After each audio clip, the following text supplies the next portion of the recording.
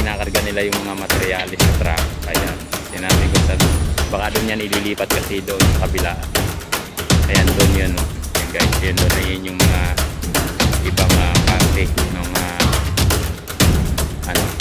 materialis na itong nandito sa may gilid lang natin. Ayan guys, ayan, ililipat doon kasi isang kulay lang. Ayan, katulad yan. Ayan, ayan, kinakarga nila dito sa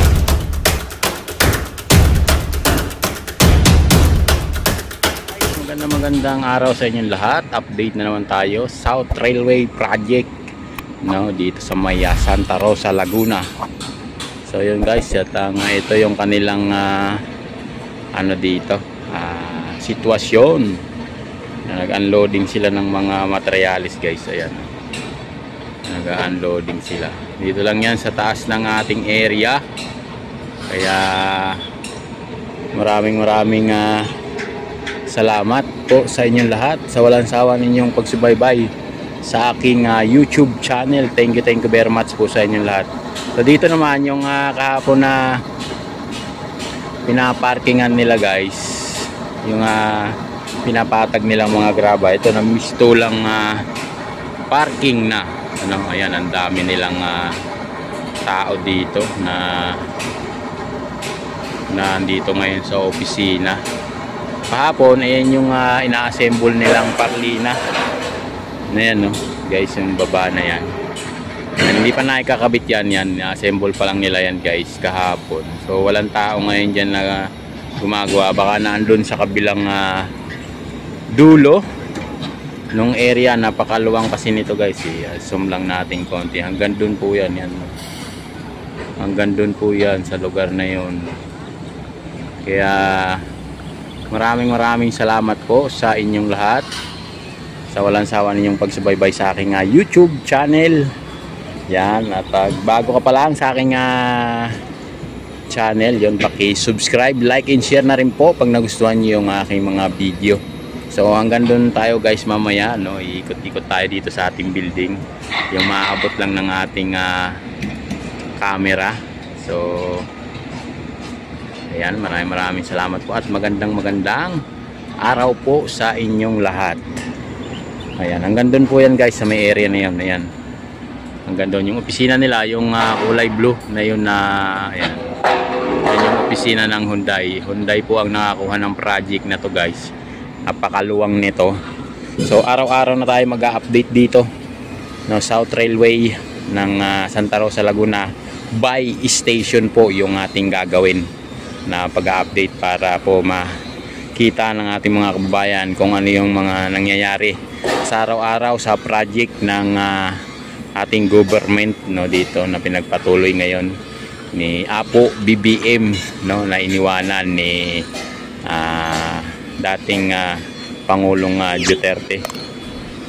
Nagpapasalamat din po ako sa dalawa nating Pangulo, no, kung hindi sila sumulpot sa ating bansa, baka po yung mga ganitong project patuloy nang naglaho sa ating bansa, no?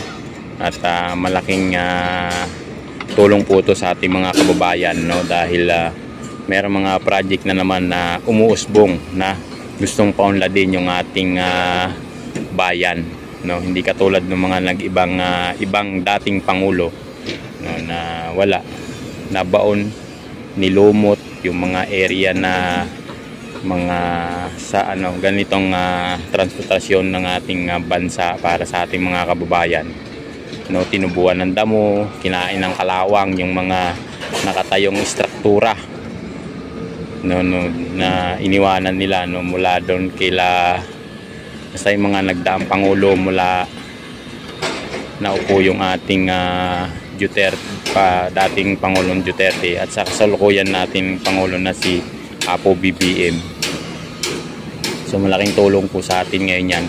Sana po ay tuloy-tuloy na to, no? Kung sino man po yung mauupong presidente, sana merong malasakit sa ating bayan, no? Yan, nakakalungkot man isipin, no, na yung mga nanunungkulan ngayon sa atin patuloy pa rin sinisiraan ng mga pangilan-ngilan nating mga kababayan. Kaya minsan nakakainis, no? Minsan nakakatuwa, no? Dahil may mga tao pa rin na tuloy na pa rin na sinisiraan yung ating bansa, no? Parehas lang naman tayong Pilipino. Kahit ako may dugong banyaga, mas gusto ko rito sa Pilipinas kasi nga iba yung andito, iba yung pamumuhay, no? So maganda. So ayan guys, meron silang ayan, ikinakarga nila yung mga materyales sa truck. Ayan, tingnan natin kung saan, baka doon yan ililipat kasi doon sa kabila. Ayan, doon yun, no? Ayan guys, yun doon, ayan yung mga ibang parte ng materyales nitong nandito sa may gilid lang natin. Ayan guys, so ayan, ililipat doon kasi isang kulay lang. Ayan, katulad yan. Ayan, kinakarga nila dito sa truck, 10-wheeler truck na yan. Tapos ibababa nila yan doon sa may kabilang dulo na yon. Ayan, dyan sa malapit sa may parking na yan, kasi isa lang yung kulay parang isa lang yung size nung ano na yan, mga beam na kulay asul na yan guys. So ayan, maraming salamat po sa inyong lahat, no? Ako po ay hindi hihinto at hindi rin titigil sa ka-upload, no, dito sa aking YouTube channel hanggat tayo nandito, no? Patuloy tayo mag-upload ng video regarding dito sa ating mga government project natin dito sa area natin. So hanggang doon yan guys. Ayan, hanggang doon sila sa may highway na yan guys. Ayun, pansin nyo, may mga sasakyan dumadaan. Hanggang doon yung area nila Ayan. Tapos hanggang dito, ayan, yan guys. Meron naman sila mga panibagong activity doon sa bandang dulo. Doon naman sa kabilang dulo guys, yung nasunog na building na yan, hanggang dyan yan dyan sa area na yan. Ayan, meron mga heavy equipment dyan, natatakpan lang nitong building namin. Kaya dito ako sa kabilang building, yung unang building, yung pangatlo. Dito tayo tumungtong. Dito tayo nakakuha ng video. So hanggang doon tayo guys. Pasilip ko sa inyo hanggang gilid. Yung abot lang ng ating camera. So ayun guys, hanggang doon yan, yan doon. Doon naman mga heavy equipment doon sa likod na yan guys. Meron pa yan diyan sa gilid na tatakpan lang nitong building namin. Ayan, may mga tao diyan na gumagalaw. Ayan, araw-araw yan sila dito. Pero mas maraming tao sa gabi kesa sa araw. Mas marami po silang tao dito sa gabi kesa po araw. So ayan, hanggang dyan. Nandito yan sa gilid. Ayan. Ayan, yan naman, kahapon kakunti lang yung nakaparking dyan, pero ngayon tingnan nyo guys, no, dumami yung mga sasakyan na nakaparking.